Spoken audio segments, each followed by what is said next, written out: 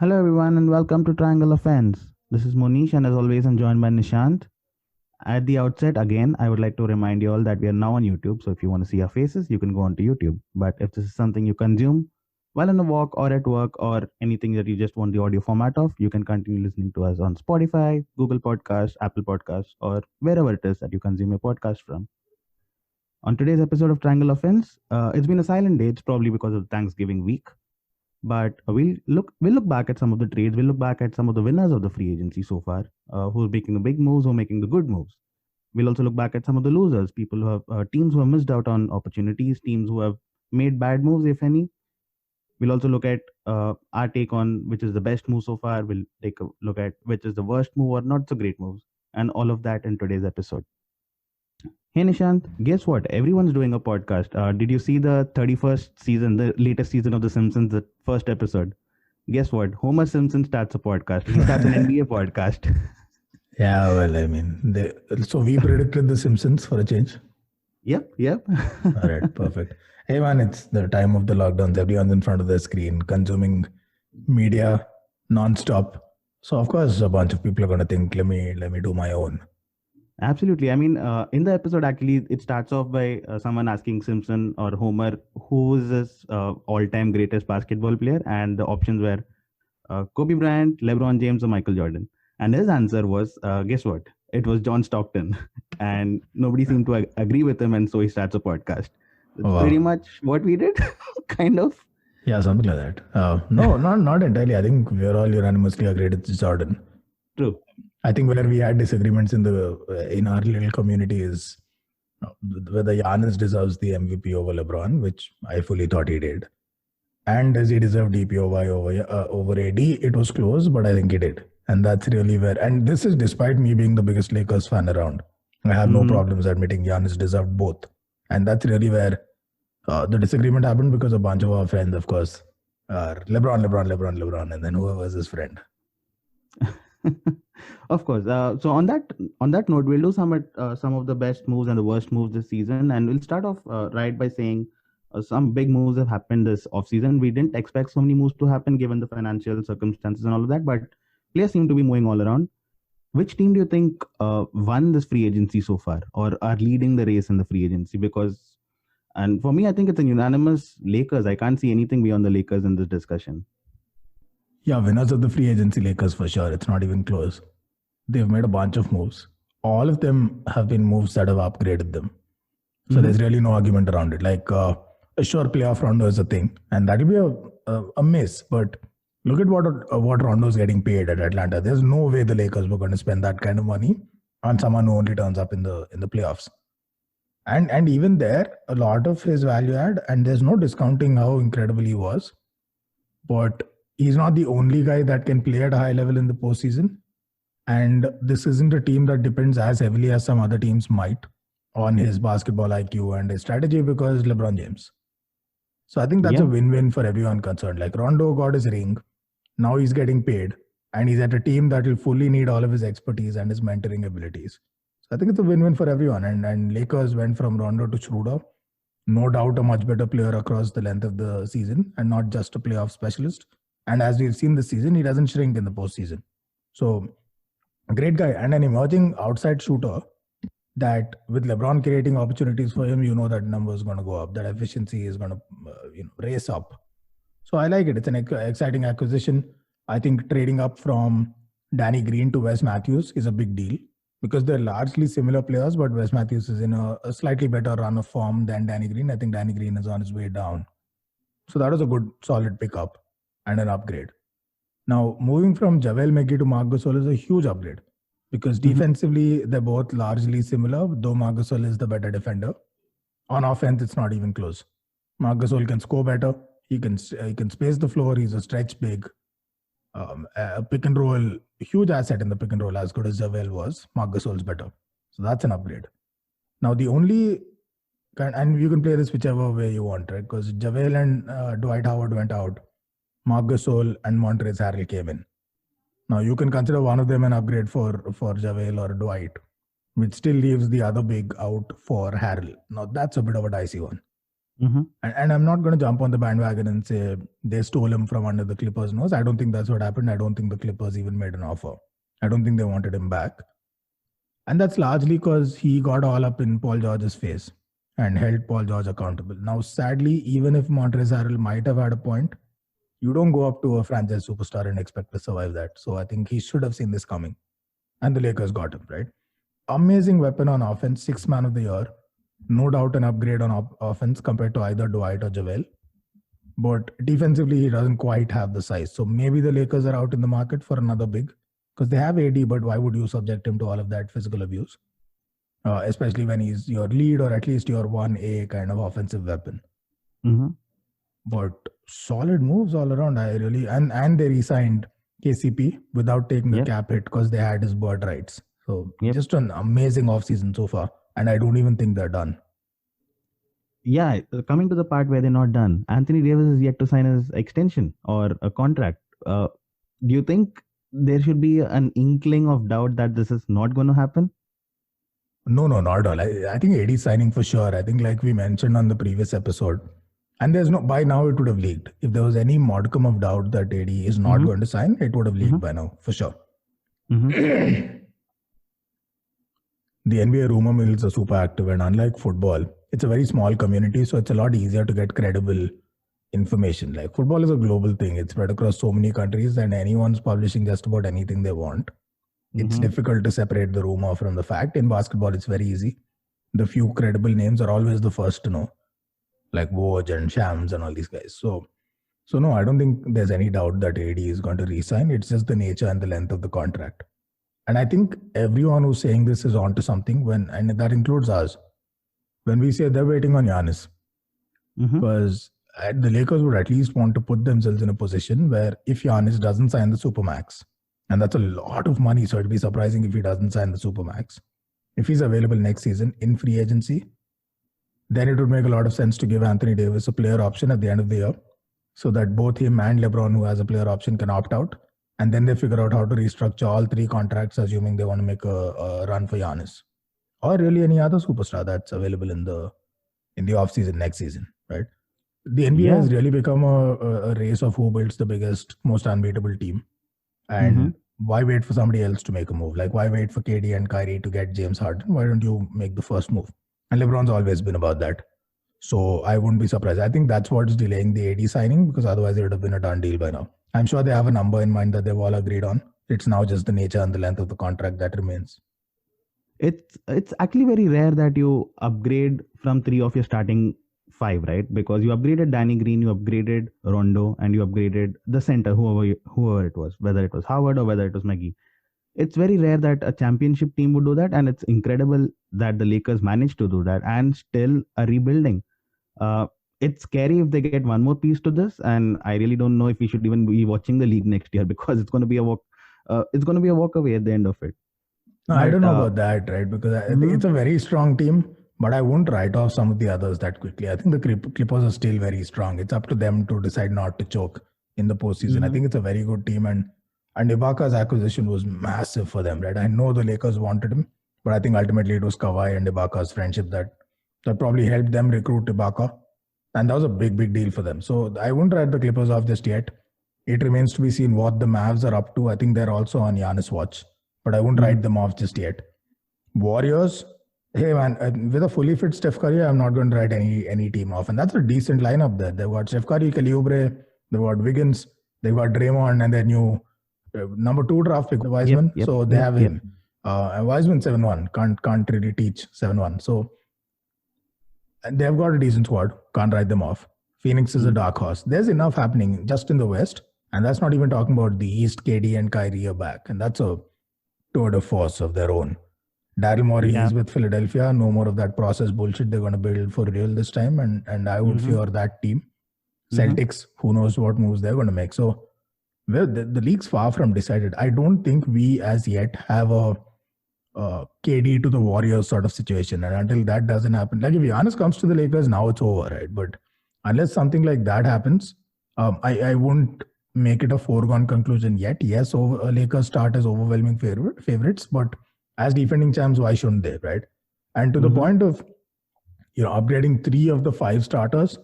I have 2 quick thoughts there. One, I think the Lakers would argue that it's really 2 starters and 1 off the bench because Rondo only started games towards the deep end of the playoffs. Right. Because until then, it was actually KCP who started and they retained him. Whether or not he starts remains to be seen, but they retained him. And so that's one. Secondly, it is an unusual situation, but it's also a situation that the Lakers were kind of put in, which again is more credit to them because the reason why they had so many pieces that they weren't entirely sure of was because they had to scramble at the end of the last window after Kawhi left them hanging. That they still went on to win a chip, and now they're back with a vengeance, making actual off-season moves that they would have done last season if not for Kawhi. That's a power move of another level altogether. Absolutely. I mean, I think we were anonymous when we were unanimous when we decided that Lakers were the winners of the free agency. But if you had to pick other teams, who do you think have made the better moves? I mean, if you had to pick 1 or 2 teams apart from the Lakers, I would say Portland. Yeah, go for it. Sorry.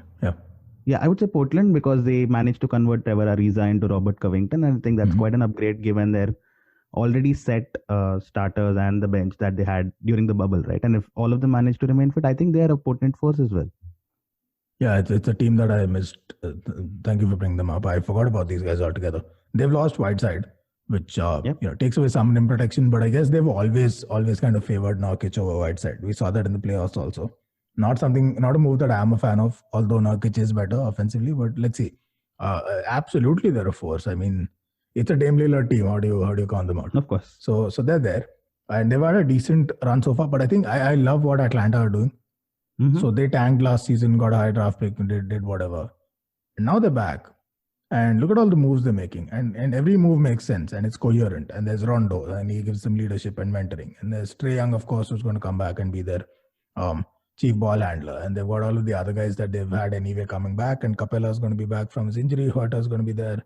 So yeah. So a pretty strong team to which, and that's what I mean by coherent, right? That what they're creating and what I like about it, especially because they're a team that don't really know what their ideal style is yet. They're just putting together a squad. And I don't think this year is playoffs or bust for them, though they should now try and make the playoffs. But they're building. And I like that they're taking time. And this is what the process should be, not just tanking year after year. So they tanked once, got a couple of good players. And then now they're basically building a team that has a bit of everything. So they have a bit of veteran leadership and playmaking and high IQ, and that kind of helps you in the postseason in Rondo. They got size last season in Capella. That's going to be great in a pick and roll with Trae Young. And with Trae Young setting up lobs for him, he's going to get a few more points too, and easy. And then they went and got in Gallinari, as you mentioned. And that gives them outside shooting to add to what Trae Young can already do. And they picked up another shooter. They'll pick up a couple of more. So they've got Bogdan also, right? So I really like this because now they have so much versatility. They can be a pick and roll kind of ISO offense team when they want to be. They can have set half court situations when they want because they have so many shooters now and legit shooters. Like Trae Young is unbelievable. So is Bogdan. So is Gallinari. That's a real elite shooting unit right there. So, and then you've got Capella to pull down the boards in case you have a couple of missed shots here and there. I really like what Atlanta have done. And the other team that I love what they've done so far is Phoenix. To give Devin Booker, to kind of go that overboard in supporting Devin Booker is something to be respected. They've got now people at every position supporting Devin Booker. They weren't afraid to make moves and they made moves fast. I love Phoenix. I think they're a strong playoff contender next season. Absolutely. Yeah, I mean, I love the CP3 to Phoenix move as well. I mean, I was kind of doubtful about it, but thinking about that backcourt with Chris Paul and Booker, I think that's going to give most of the big teams a run for their money. Oh yeah. Let's get to the losers. Who do you think were the losers in the free agency? And I think unfortunately it's got to be the Warriors. Not really because of anything that they've done, but because of Klay Thompson's injury, and it's kind of weakened them a bit from being a potential championship contender to now probably just making the playoffs, right? Yeah, I think they took the biggest sucker punch of all. Having Klay Thompson out is quite the body blow. So in terms of teams that have lost the most already, because we know this went from a chip contender to now barely a playoff contender or a strong playoff contender at best. So for sure, I think they lost the most. I think Houston are in a bit of trouble because I just Mm-hmm. don't see them have any clue as to what they're doing. Right? We look at OKC, and none of us know what they're doing. I don't know if they know what they're doing, but at least they're sticking to one plan, which is amass picks, and then I don't know, turn them into tradable assets for future moves, or use some of them to get good players, etc. Whatever. It's not exactly a bad strategy. It's just that it hasn't been done at this level before. But at least they're sticking to a plan. With Houston right now, it looks like, is there a plan? Like, what's the biggest move they've made? They got in Ariza for Covington. That's actually a downgrade, a Yeah. slight downgrade, but a And they had downgrade. to trade him off to Timberwolves as well. Yeah, exactly. And then they lost that one move that they made. And then what are they doing? So they have two They got in superstars. Chris Wood though.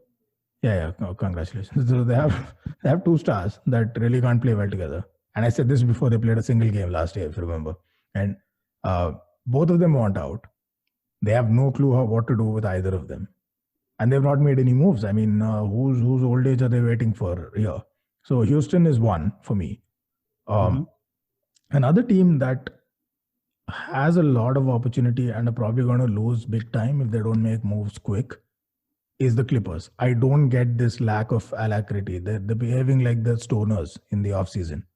Everything's so slow and it's not even measured. It's just lethargic. I thought it was okay. You can't get CP3 because he's going to cost a fair amount of money. All right, makes sense. Can you make a run for Rondo? And you offloaded Montrez's contract. This is less than that for you. Dump Jackson if you wish. You're not going to make a run for Rondo because they got Ibaka and it's a spectacular trade signing for them. But it still doesn't solve for their leadership vacuum. They've done nothing to address that. They still have major chemistry issues. Maybe getting Harrell out the door was part one. But what are they going to do about Lou Williams? Because I don't think he quite fits in. He's an amazing sixth man to have, but I don't think he fits into that scheme of things with them. They need someone different. They need someone who can really be a floor general and a vocal presence on the court because none of their good players are right now. And the one good guy they had in that department, they shipped off to the Lakers. So it's surprising how little they've done. It's not that they've made bad moves, it's that they've hardly made any moves in the offseason. Right. And they stand to lose the most because that's easily a chip winning contender. Again, regardless of how they flamed out last season, that's a chip contender again if they make the right moves. And right now it seems a little too stagnant for comfort. So I'd say the Rockets and the Clippers are it for me. Okay, if I had to pick one more team apart from the Warriors, because Warriors didn't really make a bad move, I think the Bucks, and this situation could change really soon, right? If Giannis signs his contract, I think that they're set for the next few years at least. But if he doesn't, and this drags on, right, and they're in a bit of a trouble because they've traded their entire future for Jrue Holiday. They've given up as many picks as Lakers did for Anthony Davis. That's what they gave for Jrue Holiday and Eric Bledsoe. Eric Bledsoe is out as well, and they messed up the entire Bogdan deal. So what do they have now? You have the entire team without Eric Bledsoe, but Jrue Holiday. Small upgrade, yeah, maybe, but you lost your future. So I think if the Giannis thing doesn't go through soon, I think Bucks are kind of losers in this free agency. I agree. Yes. So far, because Giannis is still there, I didn't mention them out of the Clippers and the Rockets, but the picks part is incredibly critical because Jrue Holiday for Bledsoe, I actually think that's a major upgrade because on offense, Jrue Holiday not only offers more in general, but he's a monster in the postseason. He's one of those players that just gets twice as good. A part of the reason why the Pelicans were whatever they were in the few off seasons that they made it was because AD is a postseason monster, but so is Jrue Holiday, and both of them kind of elevate their game. And they had Rondo for a bit. So Jrue Holiday is a massive upgrade offensively, and then defensively he's actually a little better than Bledsoe, but it's not that much of a difference. Now, what they had to give up was a bunch of picks. Now, is that too much to give up for Jrue Holiday? Maybe, but you can make an argument, maybe not, because Giannis badly needed that two-way support, and this team is really a defensive nightmare now. But now it puts all the more pressure on them because if they don't think they can retain Giannis, do they want to wait till the season is done? At which point they are offering a supermax, but to free agent Giannis? Because if he decides not to take it, boy, are they screwed. Yeah. Because they don't even have draft picks to fall back on and not really many tradable assets that will fetch them much. So then they've got a decision to make. Either they're sure that Giannis signs a supermax come what may, or they get him to sign a supermax now, or the sensible thing to do would be to actually trade him if they don't think that's going to happen, because they can get everything that will set them up for the next 5-10 years. If they trade Giannis, they're going to get nothing if he walks because they don't have picks. So that's a work in progress. But I agree, this could go catastrophically bad for them. Of course. So Bucks have some decision to make. If you had to pick one best move, not as a team but individually, which would it be? I was thinking of Gasol, Ibaka, or CP3. Off the top of my head, this is tough. I want to say CP3 because they finally get that elite leadership presence that they needed in Phoenix, and it's now an unbelievable backcourt. But actually, if Giannis stays, I don't think Jrue Holiday should be underrated. I think that's a massive move for them, because Jrue Holiday can get you those 20 points a game, and he'll do it in the playoffs, and he'll do it by himself if he needs to, off the dribble. So that's a huge upgrade for them. And now it's Middleton, Jrue Holiday, and Giannis running their offense, and they've got Brook Lopez to speak. That's a team now. So I don't know. I don't know if we're maybe sleeping a bit on Jrue Holiday's ability to improve the Bucks specifically. So that's another thing that I'm looking at. But yeah, I mean, it has to be between these two. The reason I'm not picking Ibaka is because that still doesn't solve the Clippers' biggest problem, because otherwise that's an amazing move. Marc Gasol for the Lakers, a slight upgrade on Dwight and JaVale. It gives them more options, but it's not like an earth-shattering thing, and he's not their top 2 or top 3 best players. So I won't count him there. Schroeder would otherwise have made the cut, but I think Chris Paul on Phoenix and Jrue Holiday on Bucks are going to be much higher impact to their teams respectively than Schroeder at the Lakers. Because sadly for Schroeder and everyone else who's joining the Lakers, there's LeBron and AD there. So it's not like, and they are the defending champs. So it's not like you've come in here and you've changed the city or flipped it upside down. You're adding some muscle, sure, but you're adding. It's a sea change for Milwaukee and for Phoenix. Absolutely. And if you had to pick one move that did not make sense to you, what would that be? Or some missed opportunities, or would you just call it a bad move? Anything? I'm sure the Gordon Hayward features very highly on this list, but is there anything else that you can look up? So there's missed opportunities. I think we already covered that. Clippers should have really gone for Rondo. If not CP3, they should have at least gone for Rondo. I think Bogdan was a big missed opportunity for the Bucks. I thought they should have done better to close that out, because that would have just about killed it. That would have killed the league, at least on the eastern side of things. So that's a doozy there for the Bucks. Right now, these are the only like bad moves. There are some moves where I'm like, why this guy, or why did they pay Hayward that much? But the missed opportunities for me right now would hurt the teams more. Rondo to the Clippers and what could have been, and Bogdanovich to the Bucks. I think these are the two standout missed opportunities. Everything else is whatever. All right. Just at the end, I want to ask you, what are the things that we are still looking or awaiting in the free agency? Of course, the Giannis contract deal or however that situation is, but is there anything? I think the James Harden situation is something that I'm still looking forward to. That's still an unsolved piece, whether he's going east to the Brooklyn or staying at Rockets. That's going to be an interesting scenario. Yeah, what I'm looking forward to for sure, James Harden and Giannis, and what happens to them. And Westbrook also, I'd throw him into that mix. That's one thing I'm looking at.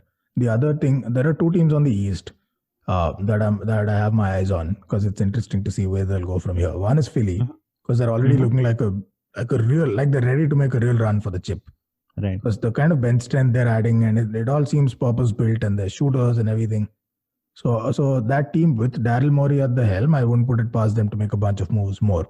So I'm very interested in seeing where Philadelphia go from here. That's one. The other team, believe it or not, is New York. The Knicks, I thought had a great draft. They have a ton of cap space. They have a couple of young players coming back that are good. And they have a front office that really understands brand building and how to create an exciting product. So if nothing else, even if they don't build a chip contender, they should at least kind of build like a highlight reels team, like a Lob City Clippers or D'Antoni's Phoenix Suns with Nash and Stoudemire. I think that's the kind of mold that they should at least get to. And there's a lot of moves that they can make straight up that will get them there.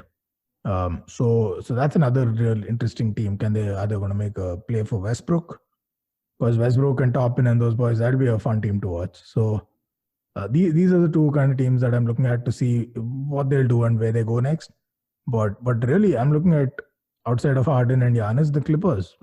What's happening there? Because the Lakers have made moves as though they lost the finals.